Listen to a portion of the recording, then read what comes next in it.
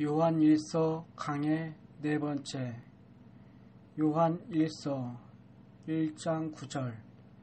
만일 우리가 우리 죄를 자백하면 저는 미쁘시고 이로사 우리 죄를 사하시며 모든 불의에서 우리를 깨끗게 하실 것이요. 요한일서 1장 10절.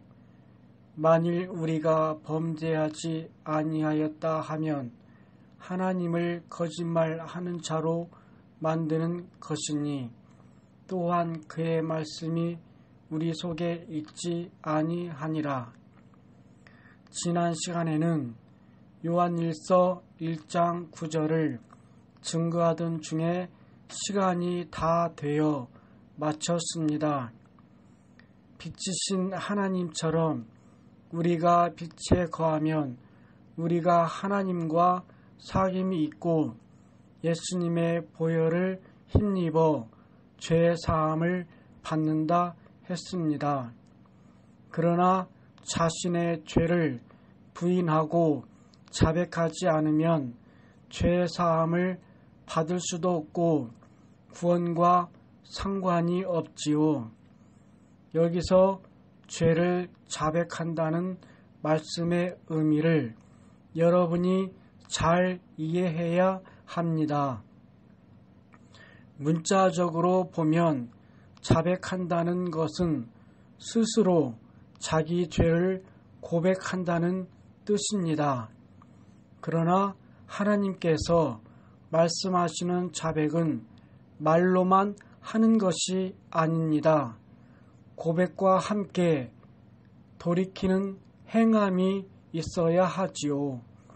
이후로는 동일한 죄를 짓지 않아야 하고 그 죄성까지도 뿌리 뽑아 버려야 합니다. 어떤 사람들은 교회 다닌다 하면서도 세상 사람들과 똑같이 많은 죄를 짓고 살아갑니다. 속이고 다투며 혈기내고 자기 유익을 구하며 어둠 속에서 살아가지요. 그리고 나서 주일날 예배에 나와 회개만 하면 예수님의 보혈로 다 용서받는다고 생각하는 것입니다. 그러나 실컷 죄를 짓고 와서 말로만 회개하는 것은 거짓 회개입니다. 마치 개가 토한 것을 다시 먹는 것처럼 돼지가 씻고 나서 다시 오물 위에 뒹구는 것처럼 하나님께서 가증하게 여기시는 일입니다.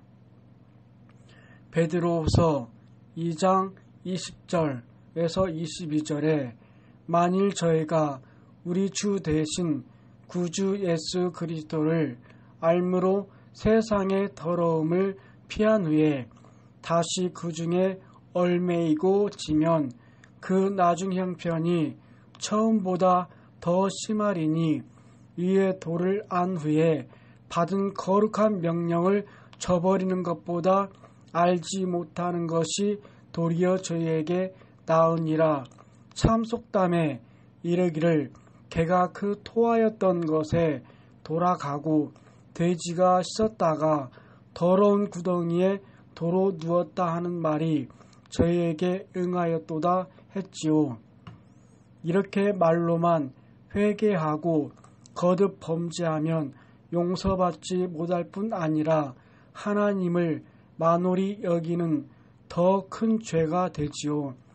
참된 자백에는 애통함으로 마음을 찢는 회개가 따릅니다.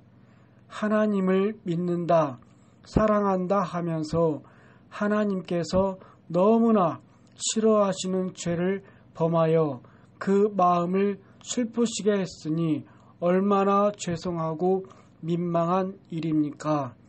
그러나 다시는 범죄하지 않겠다고 결단하여 죄짓지 않는 사람으로 변화되어야 합니다. 이렇게 진정한 회개를 하고 나면 하나님께서 동이 서에서 먼 것처럼 그 죄를 기억도 하지 않으신다 했습니다. 반면에 말로만 회개합니다 하면서 실제로는 계속 어둠 가운데 살면 하나님께서 그 회개를 받지 않으심으로 그는 구원과 상관이 없게 되지요. 이어지는 10절을 보시겠습니다. 만일 우리가 범죄하지 아니하였다 하면 하나님을 거짓말하는 자로 만드는 것이니 또한 그의 말씀이 우리 속에 있지 아니하리라. 이 말씀은 앞에 6절, 8절 말씀을 다시 한번 강조하고 있습니다. 모든 인류는 원죄와 자범죄가 있는 죄인입니다. 나름대로 이롭게 살았다 해도 절대적인 진리, 곧 하나님의 율법에 비춰보면 자신이 너무나 부끄러운 죄인임을 깨닫게 되죠. 그런데도 나는 죄 없다 하는 사람은 모든 인류를 죄인이라 하신 하나님의 말씀을 거짓말로 여기는 것입니다. 독생자 예수 그리스도를 내어주신 하나님의 사랑을 외면하는 것이고요. 결국 이는 하나님을 모독하는 것이니 성령 해방, 모독, 거역하는 죄와 마찬가지로 사함받지 못할 죄가 됩니다. 지난 시간에 자기 안에 진리가 있으면 자기 안에 비진리를 깨달을 수 있다 했습니다. 빛이 어둠을 비출 때 더러움이 드러나는 것처럼 전에는 발견되지 않았던 죄악이 발견되지요. 진리로 자신을 비춰보면 하나님의 말씀을 양식 삼는 만큼 자기 안에 남아있는 죄악이 깨달아집니다. 죄를 다 버리고 영으로 들어간 것도 아니면서 스스로 죄 없다 한다면 이는 그 안에 하나님의 말씀이 없다는 뜻이 되지요. 이 자리에 계신 여러분은 대부분 자기 죄를 자백하고 주님을 영접했습니다. 그래서 죄 사함도 받고 성령도 받아서 하나님의 자녀가 되었지요. 그러나 이것으로 다 된 것이 아닙니다. 이미 구원받은 자녀라 해도 그리스도의 장성한 분량에 이르기 위해서는 계속적인 노력이 필요하지요. 믿음으로 이롭다 하심을 받는 단계에 머물러 있는 것이 아니라 이로운 사람으로 변화되어야 하는 것입니다. 그러기 위해서는 지속적으로 자신의 죄를 인정하고 자백하는 과정이 필요합니다. 설교를 들어도 또 남들이 권면을 해줘도 자신의 부족함을 스스로 인정할 때라야 변화될 수가 있습니다. 나에게 정말 그런 모습이 있구나. 이것이 정말 부끄러운 죄악이구나 하고 중심에서 인정하지 않으면 변화될 수가 없지요. 예를 들어 농담을 즐겨하는 사람이 진실한 마음을 이루려면 농담을 버려야 합니다. 하는 권면을 들었습니다. 이런 말을 들을 때 나에게 진실치 못한 마음이 있으니 이렇게 농담이 나오는구나 인정하면 이제 변화되려고 노력할 것입니다. 참 마음을 이루기 위해 말 한마디라도 진실하게 해야 되겠다 하고 노력해 나가다 보면 미처 발견하지 못했던 것도 발견하게 됩니다. 단지 농담만이 아니라 마음 깊이 숨겨진 경계함이나 간사함도 깨닫게 되지요. 자신의 부족함을 스스로 인정하고 진리를 마음에 담고자 노력하니 그 진리가 자신을 더욱 밝혀 비춰주는 것입니다. 이렇게 해 나가다 보면 결국 진리에서 벗어난 것을 하나하나 버리고 온전하게 변화될 수 있지요. 반면에 죄를 자백하지 않고 죄 없다고 변론하면 육의 모습을 벗어버릴 수가 없습니다. 농담 한마디 했다고 해서 진실티 않다고 말할 수는 없지 않은가. 사람이 재미있는 말도 할 줄 알아야 인간 관계도 즐겁고 모임도 행복한 것이지, 농담 한마디 못하고 살면 얼마나 각박한가. 이런 식으로 변명하려 들면 자신의 모습을 발견할 수조차 없지요. 이렇게 자신을 인정하지 않는 사람은 결국 영적으로 깨어있지 못하고 잠들어 있는 신앙생활을 하게 됩니다. 나는 범죄하지 않았다고 직접적으로 부인하지 않는다 해도 이런 식으로 마음의 할례를 멈춰버리면 나는 죄 없다 하는 것과 차이가 없지요. 이런 모습이 계속되면 한때는 성령이 충만한 것처럼 보였다 해도 점점 성령이 소멸됩니다. 마침내 구원받기조차 위태로운 지경에 이르지요. 자신의 죄를 자백하지 않으므로 죄사함을 받지 못하는 또 다른 예를 들자면, 자신은 회개했다 하는데도 하나님께서 그 회개를 받지 않으시는 경우가 있습니다. 예를 들어 어떤 사람은 성령을 회방하는 큰 죄를 지었는데 나름대로 회개는 했습니다. 그러나 하나님께서는 그 후로도 거듭하여 그가 성령을 회방했던 것과 마음에 할례하지 않는 것을 말씀하시며 그대로는 구원받지 못한다고 경고하시죠. 단에서 계속 사망에 이르는 죄를 설명하는 이유도 이런 경우들이 있기 때문입니다. 본인에게 직접 말하지 못해도 간접적으로라도 깨우칠 수 있도록, 그래서 구원받을 수 있도록 계속 기회를 주는 것이죠. 만약 본인에게 직접 말한다면 그는 아마 내 마음은 그렇지 않다 할 것입니다. 내가 성령을 회방했다 하시지만 그때 내가 일부러 그런 것도 아니었고 그냥 몇 마디 가볍게 낸 말이 실수가 되었던 것뿐이니 그렇게 중한 죄는 아니었다 하는 것이죠. 자신이 한 말을 들은 사람들이 있기 때문에 마지못해 회개는 했지만 중심으로 마음을 찢는 회개도 아니었고요. 나는 이미 한 번 회개했는데 왜 자꾸 지난 일을 들춰내시나 할 수도 있습니다.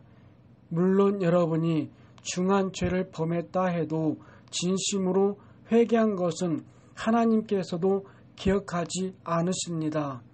그러나 이 경우에 하나님께서 거듭 지적하시는 것은 그가 말로는 잘못했다 하지만 중심의 회개가 아니었기 때문입니다.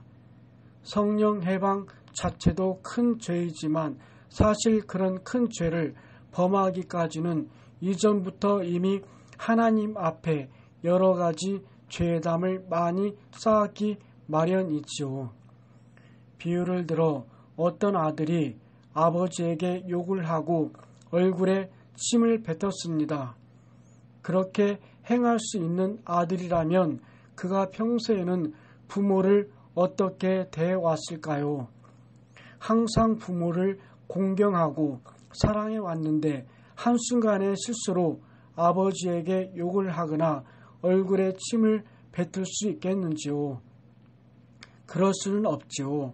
그만큼 부모를 존중하는 마음이 부족하고 평소에도 부모를 무시하는 행함이 있었음을 알 수 있는 것입니다. 이와 마찬가지로 성령 회방의 경우도 한순간의 잘못만이 아니라 그런 행함이 있기까지의 자기 마음과 행함이 어떠했는지를 깨달아 봐야 합니다. 평소에 교만과 사심이 있고 깨어있는 신앙생활을 하지 못했으니 결코 해서는 안 될 말을 하기까지 이른 것이지요.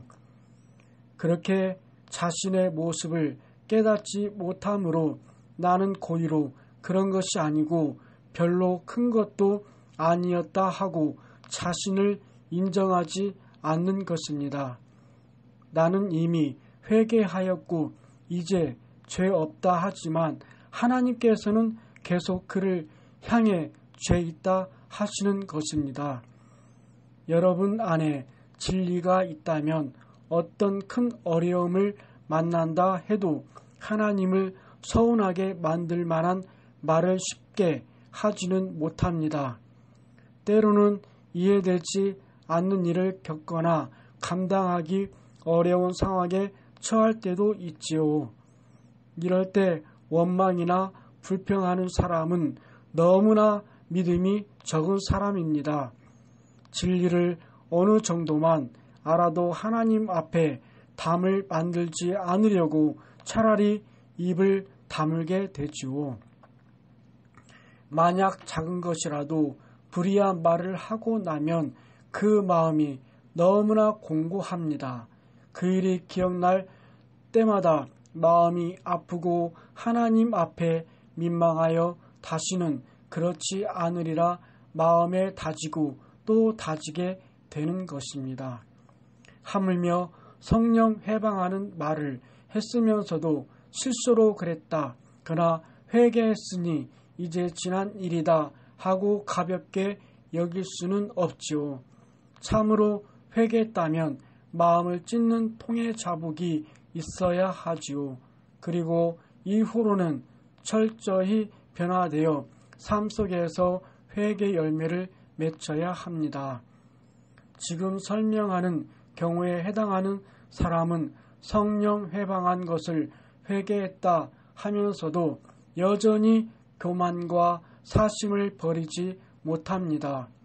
그 뒤로도 자기 마음에 맞지 않는 일이 있으면 목자나 교회에 대해 서운함을 품기도 합니다. 하나님께서 주관하시는 일들에 대해 쉽게 불평하는 말을 내기도 하지요. 욕심과 거짓된 마음으로 섬김받고자 하여 주변 사람들을 힘들게 하면서도 자신의 약함을 깨닫지 못합니다. 또한 수시로 기도를 쉬면서도 이런 것이 그리 큰 죄는 아니라고 대수롭지 않게 여기지요. 그러니 하나님께서는 그 모습이 계속 변화되지 않으면 구원도 받기 어렵다고 말씀하시는 것입니다. 반면에 이런 분도 있습니다. 나름대로 생명 다해 충성해 왔는데도 제가 교만에 대해 한번 권면하니 즉시 통에 자복을 하고 회개하는 것입니다. 처음부터 무엇이 교만인지 깨달아서 그런 것도 아닙니다. 아직 자신의 교만을 깨닫지 못할 때도 목자를 신뢰하기 때문에 그 말을 인정하고 열심히 회개할 것을 찾는 것이지요. 저도 그런 의도가 아니었습니다. 다른 사람들이 제 의도를 오해해서 당회장님께 잘못 전달해 드린 것 같습니다. 이런 변명도 하지 않습니다. 내가 이렇게 생명 다해 충성하면 큰 공을 많이 세웠는데 어찌 이렇게 예매한 말씀으로 책망하시는가 서운해한 것도 아닙니다. 어찌하든 무엇이 교만인가를 발견하려고 애쓰며 지적해 주셔서 감사합니다. 속히 변화되겠습니다. 하고 눈물로 고백하는 것입니다. 제가 그분에게 직접 권면한 것이 아닌데도 매주 설교를 들을 때는 모든 말씀을 자신의 말씀으로 받습니다. 그래서 조금이라도 부족함을 발견하면 즉시 회개하지요. 이렇게 작은 것이라도 작다 하지 않고 자신의 모습을 인정하며 계속 벗어나가니 신속하게 영으로 들어가는 것을 보았습니다. 제가 이런 분들에 대해 종종 칭찬하는 것을 여러분도 많이 들으셨습니다. 그러면 여러분은 어찌하시겠는지요? 만약 제가 어떤 이해하지 못할 지적을 하고 여러분을 많은 사람들 앞에서 책망한다면 과연 어떤 마음이 되실지 한번 상상해 보시기 바랍니다. 저도 철저히 낮아진 마음으로 인정하여 변화될 수 있습니다. 결코 서운함이나 슬픔으로 낙심하지 않고 기쁨과 감사로 받을 수 있습니다. 이렇게 고백하실 수 있으신지요? 여러분이 하나님을 사랑하는 만큼, 진리가 여러분 안에 있는 만큼, 하나님께서 세우신 목자를 신뢰하는 만큼 능히 그리 하실 수 있을 것입니다. 디모데전서 1장 15절에 보면 미쁘다 모든 사람이 받을 만한 이 말이여 그리스도 예수께서 죄인을 구원하시려고 세상에 임하셨다 하였도다. 죄인 중에 내가 괴순이라 하는 사도 바울의 고백이 나옵니다. 사도 바울은 주님을 만나기 전에도 율법으로는 흠이 없는 자라 할 만큼 하나님의 말씀대로 살았습니다. 주님을 만난 후에는 더욱 흠없고 온전한 삶을 살아갔지요. 그런데도 바울은 스스로 죄인 중에 괴수라고 고백합니다. 그리고 한 것 곧 뒤에 있는 것은 잊어버리고 표대 대신 예수 그리스도의 온전하심을 향해 매진했지요. 여러분도 범사에 빛이신 하나님의 말씀으로 자신을 조명해 나가시기를 바랍니다.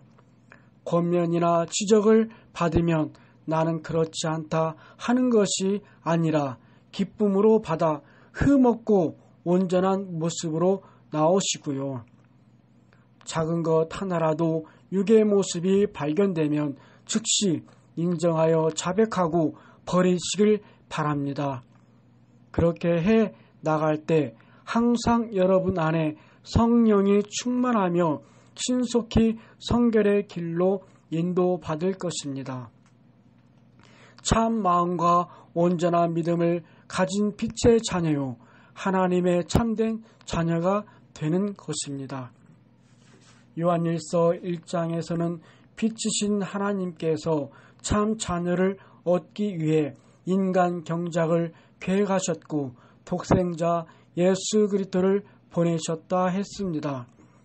예수 그리스도가 이 땅에 오신 것은 죄인들을 구원하시고 참 생명을 주시기 위해서이지요.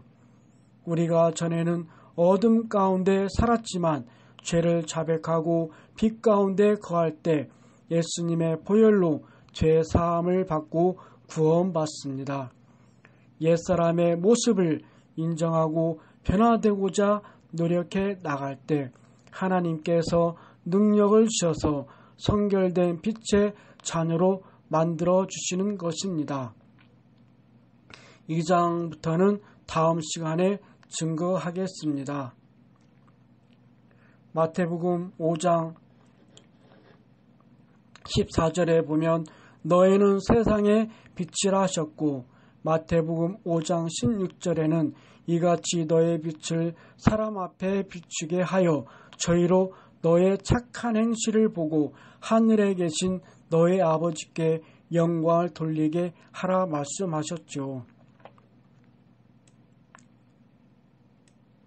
천국에는 어둠이 전혀 없고 빛만 가득합니다. 그러나 우리가 지금 경작받는 이 땅에는 빛도 있고 어둠도 있죠. 하나님의 자녀라면 마땅히 빛 가운데 거하여 사람의 도리를 다 할 수 있어야 합니다. 어두운 세상에 빛이 되어야 하지요. 여러분이 더 밝은 빛 가운데 거할수록 하나님과는 더 깊은 사귐을 갖게 됩니다. 성령의 감동 속에 더 깊이 교통할 수 있고 하나님의 마음과 뜻에 대해 더 밝히 알 수 있지요. 영육 간에 더 큰 축복을 받을 수 있고 하나님께서 범사에 여러분과 함께하며 보장하는 증거가 따릅니다. 이렇게 하나님과 사귐이 있는 삶이 얼마나 복되고 즐거운 삶인지 우리 성도님들도 많이 체험하고 계신지요. 아무리 육적인 쾌락과 즐거움을 누린다 해도 하나님과의 사귐 속에서 누리는 영적인 즐거움과는 비교할 수가 없습니다. 자신을 부인하고 옛사람을 벗어버릴 때 위로부터 임하는 기쁨과 행복은 너무나 크지요. 더구나 성령의 인도와 주관 속에 매 순간 형통함을 체험하며 살게 되니 얼마나 감동이 되겠습니까? 날마다 감사의 고백과 간증이 넘치며 가는 곳마다 하나님께 영광 돌릴 수 있지요.